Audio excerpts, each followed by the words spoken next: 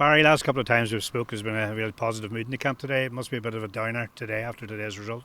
Yeah, of course. Listen, at home I kind of want to make it a bit of a fortress, but real poor start. I think it was 30 seconds, they were 1-0 up, and we just give ourselves a mountain to climb. They're very well organised, well set up, which we knew from our preparations during the week.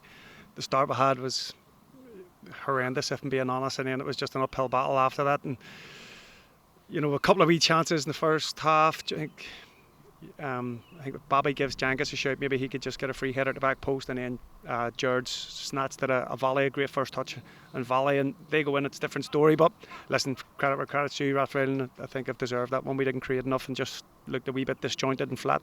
We've talked before about the slow starts, and once again that did come back to haunt us today. Well, as I said, I did say we can't keep giving teams starts on us.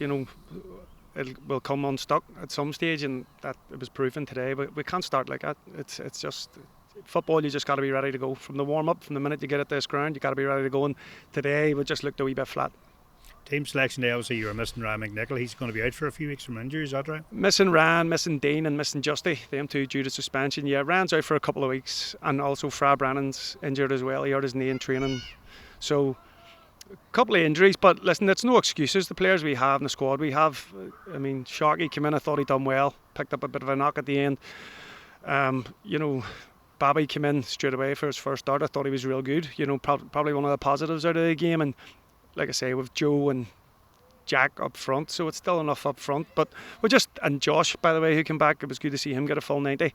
So it was just, listen, it was one of the games, maybe it was new players who haven't been around the team enough, and it was just a bit disjointed. It kind of looked that way, but I was just disappointed towards the end of the game, if I'm being honest, Colin. Just like maybe 15 minutes to go, it looked like the belief had gone out of us. You mentioned about Josh from back. It is good to see him back after his long suspension. Yeah, he'd be sore tomorrow. He was walking, hobbling a bit at the end. I'm sure his legs were cramping up, but it is good to see him back now. We just need to get him up to full speed, and today will do him no harm at all. A lot of games coming up now. Obviously, there's a few midweek games and stuff like that. But first up, it's Coke at home next Saturday, should I say?